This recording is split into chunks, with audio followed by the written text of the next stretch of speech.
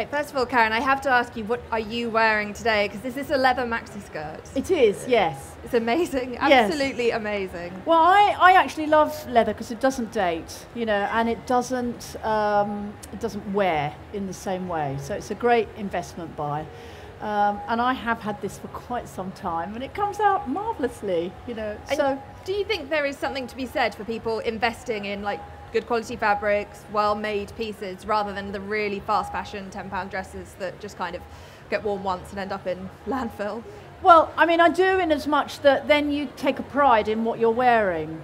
But I really understand. I have 2 daughters, and for them, the fun is shopping. Yeah. Not, you know, the wearing is kind of almost secondary. So, but what I would say is, even if you've bought it cheaply, it still deserves to be treated well, and it's been made by somebody who's worked really hard to make it for you. So just because it's cheap doesn't mean to say it doesn't have any value. But I also love, and there's quite a lot around here, is I love upcycling. So you asked me what I was wearing. This jacket is from Junkie Styling, and they're in the East End, but they actually remake clothes. So this was obviously a kind of Oxfam jacket. And I was just saying to the sound engineer, I wish women's jacket had inside pockets. I've got 2, 1 and 2, and they are so handy because it started life as a man's jacket. Is it stitched, this bit to the body, or is it as a scarf? These were the sleeves. So they've been sort of and you can kind of wear it like that. Amazing. There's all kinds of Very ways Vivienne Westwood. Yeah. And so you're here as education ambassador, aren't you? So are you kind of helping girls and women here that might be interested in working in fashion to kind of get a better insight as to what the industry's like? Yes, and I'm going to speak much more loudly now because somebody's kicking off over there. For us, it's really important that anybody who likes the idea of working in fashion has a realistic understanding of what's involved. But also we're talking about self-esteem. We're sort of empowering the next generation to feel that they can have opinions about fashion. And there are plenty of things I think to be celebratory about. It's a fantastic industry to work in. And I think there are plenty of things that we can be critical about. And, you know, just to give you one example, we're also on the Style Studio, and we're talking about the campaign All Walks Beyond the Catwalk. Did you know that if you're not happy with a piece of advertising that you see, because these days there's so much digital manipulation that goes on. So a classic example would be the mascara advertising that was actually using false eyelashes and post-production. Yeah. You can complain, and you will force the company to have to display what's called a digital trail. So they have to show the changes that they've made. And if as few as 17 people complain, it can take an advert down. And that's one that's had millions spent on it. So you do have power. You don't have to put up with false messaging, you know, the beauty advertising that you know the model's not wearing the foundation. I mean, it is amazing to think even people like Kate Middleton, who are tiny, tiny and beautiful. I remember when Grazia put her on the cover and still kind of digitally manipulated her to look like something almost bizarre, because it was so obvious that nobody's waist could kind of go in like that. And luckily with things like Twitter, things can so quickly cause a bit of a storm and really embarrass the people behind it, and then they have to change. I think that's the fantastic thing about social networking, is actually people all agree on something and suddenly you've got a bit of a movement. It is really interesting to kind of see that power. And do you think diversity is a diversity in models and kind of cuts of clothing is starting to come into the high street, and that people are getting better at it than a few years ago? Well, you've all seen the new Marks and Spencer ad, which features women in different stages of beauty, so different skin tones, different body shapes, different ages. For me, that's really important. I like to think, because they were our first sponsor, that All Walks Beyond the Catwalk, who did exactly the same thing 3.5 years ago, did influence them. But now it's up to us as consumers to say, well, we support that. Because I think what we can do sometimes is be critical and say, well, it's not good enough. Yeah. But this is a company, you know, like Dove, for instance, who are trying to reach out and offer just a little bit more of a considerate message about realistic and achievable beauty, which is actually much better for everybody's self-esteem. Yeah. And it's not just, it's very easy for people to focus sometimes on it just being about size, when actually age is a really big one, when it's like, you know, as if women don't exist after 21. That's true. And if you actually do the maths and put everything together, when you think about it, when is the time that any woman can feel happy about being who she is? Because we all know the insecurities that we felt when we were young and that young women feel. I have 2 daughters, so I know, and I can remember, you don't feel like the world is your oyster. You're wondering about how on earth you're going to get a job and how you're going to manage all the bills.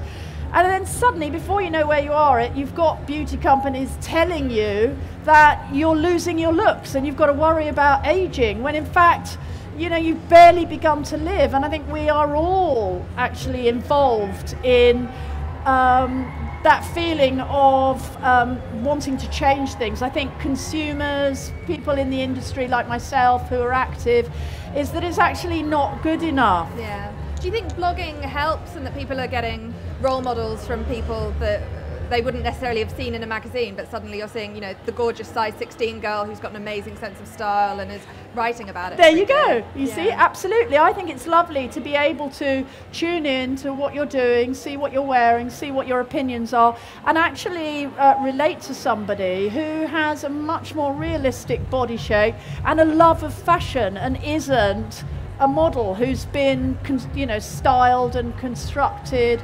And what I would say to anyone, because it looks like models have an amazing life, I have spent 30 years in the industry. I have talked to so many models, and they spend their entire life being told about their imperfections. It's a falsification, this fantasy photograph. They don't feel anywhere near as powerful as that, yet when we look at the magazines, we think they do, and we wish that we felt that power and confidence. But it's all false, and I think that's where our industry needs to be much more emotionally considerate and much more transparent. You know, I think we should be declaring the amount of post-production work that goes on. But I think we also need to educate ourselves as parents, and, you know, as passing the information between women, that there is a responsibility for us all to be kind to ourselves and to see ourselves as individuals, and not keep comparing ourselves to what we see in fashion imagery, because actually it's not a portrait. Yeah. It's like we used to use painting for thousands of years as something that was aspirational. And we used to see, you know, perhaps the aristocracy in fine garments, or ordinary people who were, you know, kind of profiled in a painting. And in the last 20 years, we've switched, and we've used fashion, fantasy, photography to compare ourselves instead of reality painting or reality portraiture.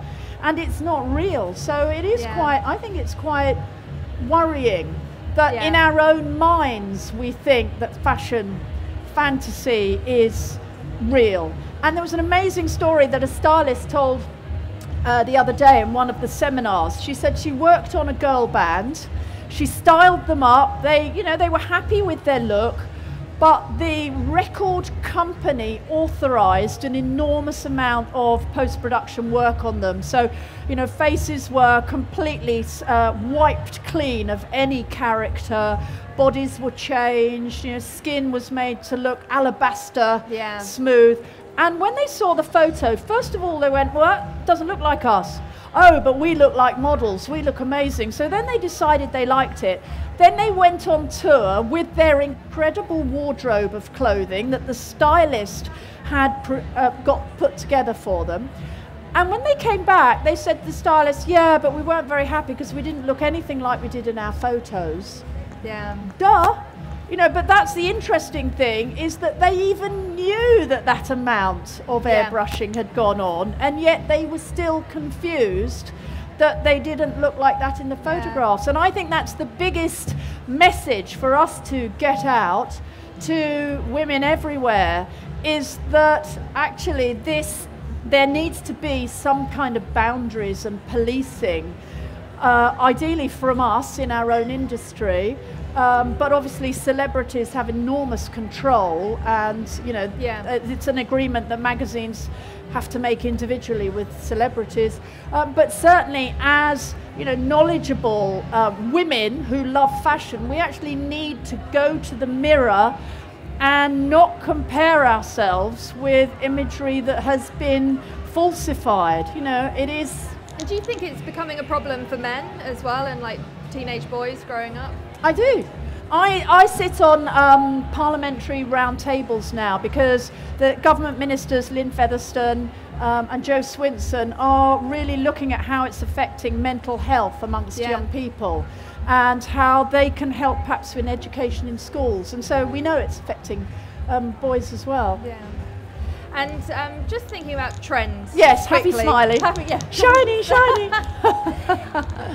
Obviously, having worked in the industry for so long, does it become almost a bit laughable as like, oh look, this is what we're looking forward to, spring and nautical and florals, and kind of seeing the same thing all the time? And has it kind of become, speaking to Grace Woodward yesterday, she was saying it's kind of become almost so, trends used to be something that industry professionals would talk about, and now magazines and shops are kind of organised by trends, like 60s is in this corner of Topshop, and it's kind of becomes so trend focused and being on trend. And is it kind of a bit overwhelming for people, do you think, or people feel they have to start wearing a trend so that they kind of doesn't think suits them? Well, I think this is where it comes back to being comfortable with who you are, and actually celebrating your individuality. A trend is just a way for the industry to sell you an idea that you don't need. Yeah, so, it's a nice marketing ploy, basically. So that's all it is. And that's all magazines actually do. They exist in order to make money from advertising. So they need to fill it with promoting the people whose advertising they take. So, and magazines can be fun, they can be great, they can give you ideas, they can give you inspiration, but they are just selling tools. So I think take what you want from it, but don't feel like a trend is something that you have to take on board. And lastly, I know body shapes are something you've written about a lot, and is there anything for anyone that might be listening that's thinking, I want to be more confident, I'm not entirely sure what suits me, do you have any advice for them? I've got two websites to send you to. The first one is All Walks Beyond the Catwalk, so that's allwalks.org, which promotes beautiful looking women in different shapes, different ages, different sizes, and tells you all about the campaign. And is there something people can do as such? Is there something people can join in on or sign or kind of pledge their support to with All Walks? Yeah, I would say definitely. You're all probably social networkers. Tell other women about it. So use your social networking powers to promote what All Walks is doing, because quite often when people discover us, they say, thank goodness somebody in the fashion industry is taking some responsibility, because I think quite often women feel as though they're not being emotionally cared. It's all about just the spend, and actually there are lots of people in the fashion industry who really care about self-esteem. But I would also say go to howtolookgood.com, where you can download free body shape ebooks that will give you all the help you need to understand yourself as an individual and to take no notice of trends, only on your terms, when you want to, but not because you feel you have to. Well, thank you very much for talking to us today, Caryn. Pleasure. And so people can see you in the Style Studio as well this afternoon, can they? Yes, they can. Yes, I'm interviewing Bora Aksu, who's talking all about the fashion industry. Hopefully I can get over there. So we're having great fun up there. Super. Well, thank you very much. Thank you. Thank you. Have a good day.